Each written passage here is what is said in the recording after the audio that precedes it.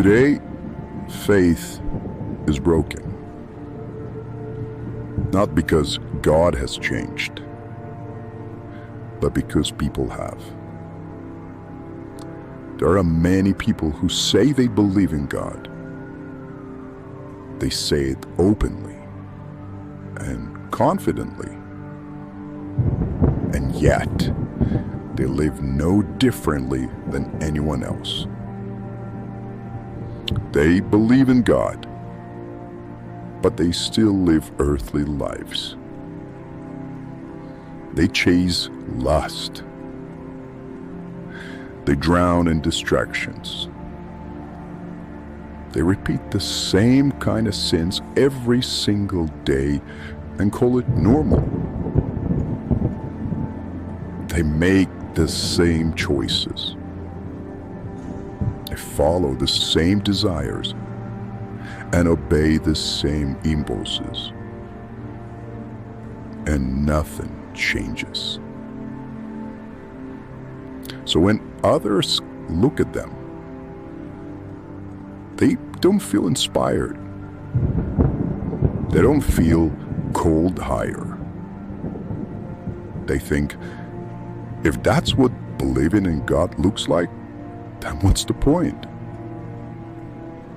He sins, so do I. He's no different than me, so why should I believe? This is the damage. This is how faith becomes meaningless. Not because God lacks power, but because belief without obedience has no weight. Believing in God is not enough. It changes nothing. Even demons believe in God. What matters is how you live. What matters is whether belief turns into alignment, whether faith becomes discipline. God is not looking for words. He's not impressed by labels. He's not moved by claims. God looks at order, at standards, at obedience, at the way a man lives when no one is watching. This is the difference between belief and righteousness, between religion and truth, between those who stay in the crowd and those who step out of it. Righteous men are not perfect. They are simply disciplined. They choose standards, live by them, and they accept the consequences when they fall short. Obedience is not fear-based. It is clarity-based. It is a man saying, I know who I answer to. I know what I stand for. And I know what I refuse to become. This is where discipline enters. Not as punishment, not as restriction, but as proof. Proof that faith is real. Proof that belief has substance. Proof that God is not just spoken about, but followed. And this is where most people misunderstand what it truly means to fear God. They think it means simply being afraid, emotionally weak, living in anxiety. That's not it, not even close. For a long time, I heard this line, "A God-fearing man." I read it. I listened to it.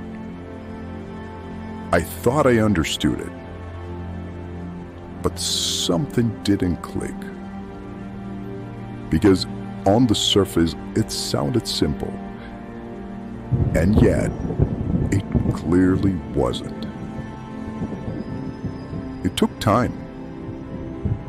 It took mistakes. It took discipline. It took consequences. And only after I became a God-fearing man myself did I finally understand what it really means. Fearing God is not fear of punishment. It is respect for order. It is understanding that nothing is random. Nothing is free. Nothing goes without consequence. A God-fearing man understands this. If you break your word to yourself, you break it before God. If you lie to yourself, you lie before God. If you choose desire over discipline, you choose disorder. And disorder always has a cost. That realization changes everything. Because discipline stops being optional. It stops being a self-improvement habit. Discipline becomes obedience. God doesn't rule through emotion. Remember that. He rules through order. And discipline is how a man aligns himself with that order. Here's the difference most people miss. You can believe in God and still live without discipline. You can believe in God and still chase lust, impulse, distraction. But you cannot fear God and live like that. Because fear of God means you understand what's at stake. A God-fearing man lives by standards, not because someone is watching, but because God is. And more importantly, because He is. Discipline is the fear of breaking your own word. Discipline is remembering consequences before temptation speaks. It's saying no when nobody would ever know. That's what separates belief from obedience. Every time distraction shows up, lust, pleasure, escape, something else shows up with it. Awareness. A quiet reminder. This will cost you. Not emotionally, spiritually. That is fear of God. Not panic, not guilt. Accountability. A man who fears God doesn't play games with his life. He understands that drifting is not neutral, that indulgence is not harmless, and that every decision is shaping him into someone. This is why discipline is love, because God does not let you destroy yourself comfortably. He corrects you. He tightens the path. He removes softness so you don't lose yourself completely. Discipline is not restriction. It is protection. Protection from weakness, from impulse, from becoming a man you would despise. When you truly fear God, you don't ask, "What can I get away with?" You ask, "What keeps me righteous?"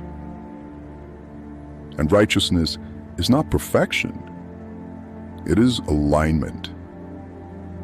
It is choosing order over chaos, truth over desire, obedience over comfort. A God-fearing man is a disciplined man, not because he's afraid of God, but because he understands him. And once you understand that, discipline stops feeling heavy. It starts feeling necessary. This is the line between boys and man, between belief and obedience, between those who are ruled by desire and those ruled by principle. Remember, God shows his love through discipline, and the man who accepts that love becomes unshakable.